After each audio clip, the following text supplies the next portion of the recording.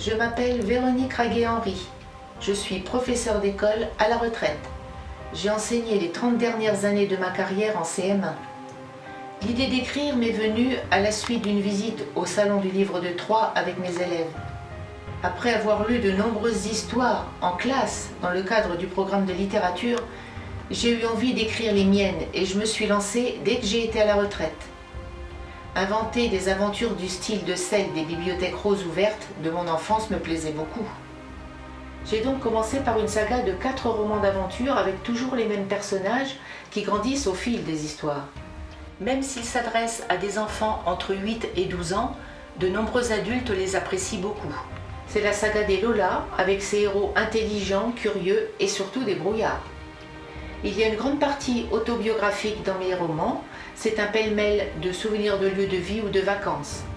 Ces aventures ne sont pas purement distrayantes, il y a toujours quelque chose à apprendre. Un peu d'histoire de France, comme sur celui-ci par exemple. Le tome 1, Lola et le gang des cambrioleurs. L'histoire se passe dans un camping. Lola et sa nouvelle amie Justine enquêtent sur un campeur qui leur paraît suspect. Elles font la relation entre lui et des cambriolages qui ont eu lieu dans la région. Le tome 2, Lola et le mystère du château. Les enfants doivent effectuer des recherches sur leur village au Moyen-Âge.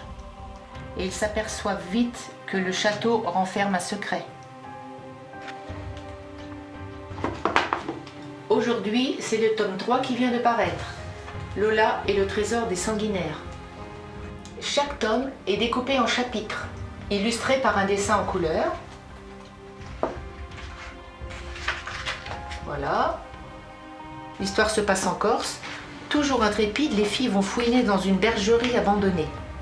Quand elles se présentent, la porte est ouverte. Et elles vont faire une découverte qui va encore les entraîner dans une aventure dont elles réussiront forcément à se sortir.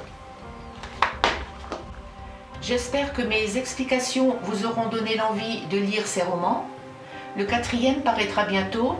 La petite équipe d'amis va se retrouver en vacances à la neige et il va encore leur arriver une formidable aventure. Les illustrations des tomes 2 et 3 ont été réalisées par Pascal, mon mari. Les décors à la peinture et les personnages avec l'aide de l'informatique. À bientôt!